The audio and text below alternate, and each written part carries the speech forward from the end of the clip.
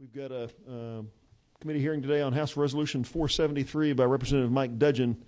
Chair would like to recognize Representative Duggan and present the resolution. Sure.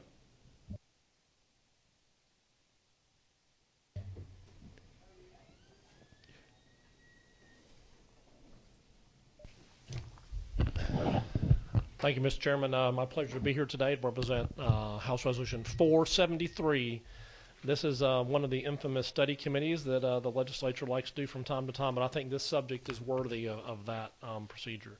Cybersecurity is something that's become in the public presence and knowledge more so than ever over the past couple of years, with some very high-profile data breaches that have caused a lot of people to lose their identity. I myself got a phone call about 3 weeks ago on the floor of the Capitol from Lynn Riley, our former commissioner, who informed me that her agents had walked into her office and said that my identity had been stolen and a tax return had been filed under my name with the state. And so I got to be a victim of that, and a lot of people think that's related to a TurboTax breach that happened.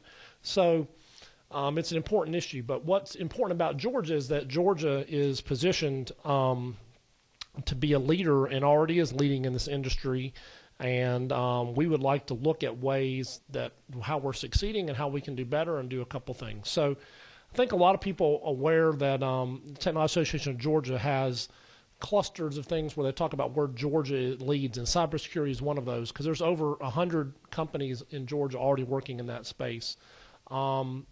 We've got Fort Gordon now is the Army cybersecurity headquarters. I know the folks down in Augusta are very excited about this. The Augusta legislative delegation has been very cooperative and very excited about this, and we would love to hear what they're doing and seeing how that's growing the industry in Georgia.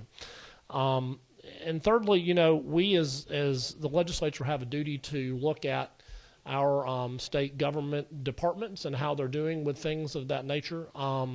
And so I look at my goals for the study committee would be three. One is to look at the private sector industry here in Georgia. How are they doing? How are they growing? What can we do as a legislature to continue to attract that business here and make Georgia a center for the cybersecurity industry? Number two would be to talk about what's happening with the Fort Gordon initiative and what's happening down in Augusta. I think it would be great to take a meeting down to Augusta to hear directly from those folks and see how we can, again, continue to build that here in Georgia.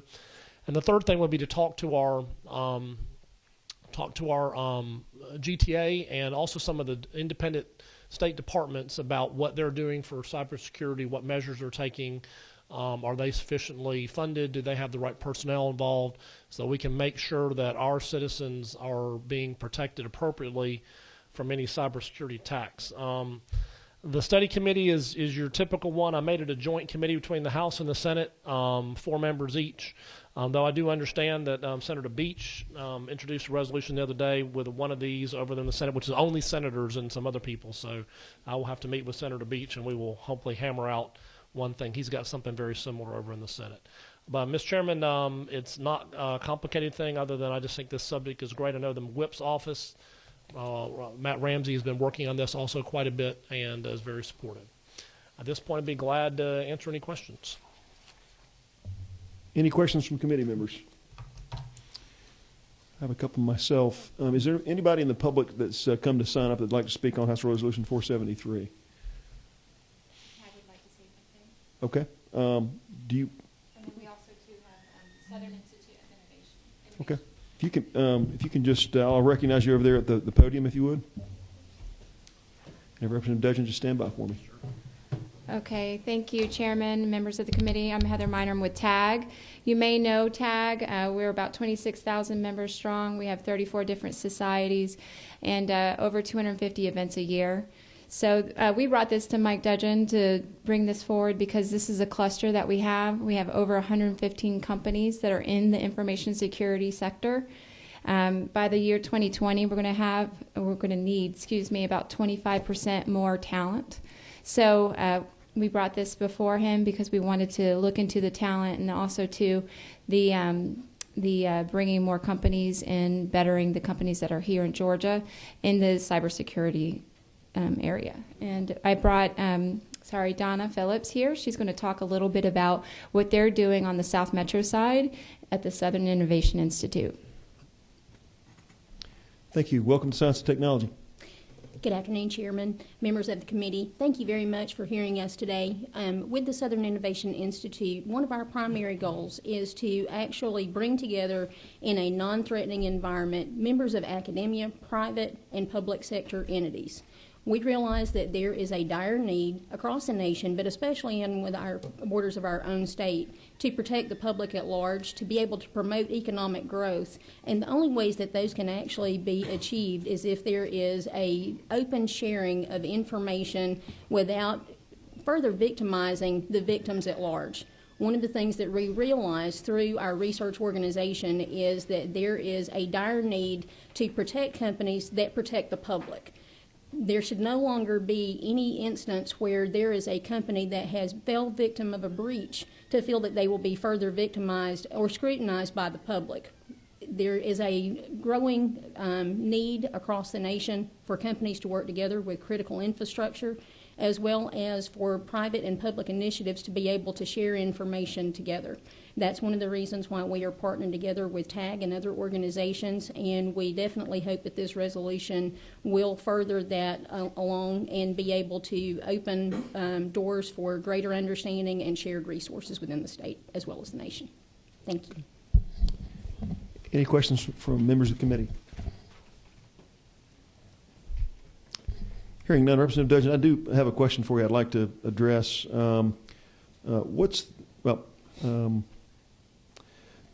In terms of the details of the resolution, you've got, do you have a number of days prescribed, number of committee members? If you could talk about the mechanics of how the study committee would function, I think that would be helpful for us.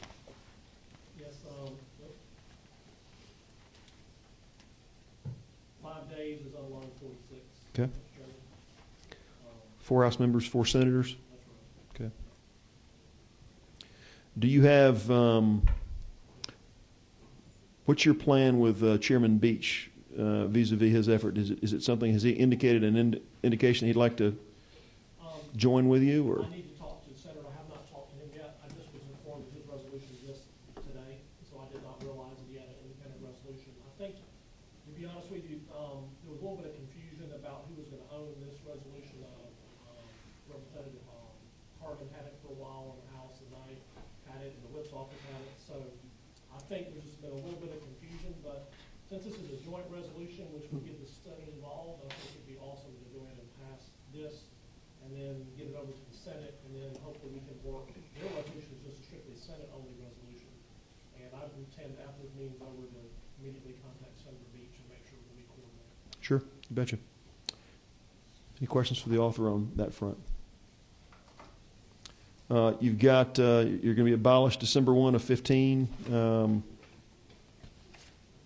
That's pretty conventional. My question to you, and I wanted you to kind of comment on this, could perhaps you or even TAG has some more insight on Cyber Command coming to Fort Gordon? I know often when you talk about high tech in Georgia, there's almost a presumption that you're talking about the metro area, in town, sometimes some of the suburbs. I'm fairly familiar with what Cyber Command's bring. Could you kind of highlight to the members of the committee what Cyber Command represents, the number of jobs, and what that mission's going to be, and what the spinoff opportunities are in the Augusta area? I don't have that information, Mr. Chairman. That's one reason I'm excited about City Committee, because I'm not exactly sure what's going on down there. I know it's very, very big, and I know it's a big deal for Georgia. And so I don't have information. TAG folks, or I don't know if anybody has the information. I'd love to hear it myself. I think both of us can answer that question, but we've already seen an influx of 2,000 to 3,000 people moving into the area. Augusta has the second highest concentration of engineers, mainly because of NSA and the Fort Gordon area. So I don't know. I think there's... Yeah. I'm Scott McGregor. I represent the Augusta Metro Chamber of Commerce, and they, along with the CSRA Alliance for Fort Gordon, have really been leaders in discussing this in the Augusta area. Over the next several years, several thousand additional Army personnel, Department of Defense personnel will be moving to Augusta along with their families. That is just the on-post aspect. What we're also looking to do in the coming years, as many of these folks are moving from the Fort Meade area of Maryland, we're looking to bring those private companies and the contractors along with them down to Augusta. given that their primary customer is going to be in Augusta.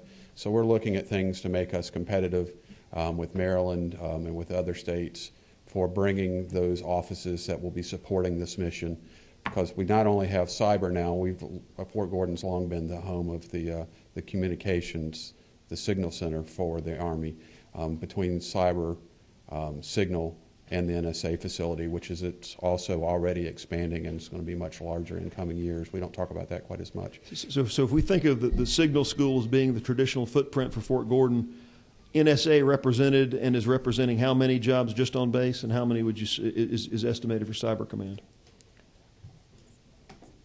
I would be guessing to give you the NSA number. It's already several thousand, and I believe they're looking at a like expansion. They already have, I think, a building expansion of over $1 billion that's started after, and that building is really relatively new. The cyber, I believe that the total number is somewhere in the 6,000 actual DOD jobs.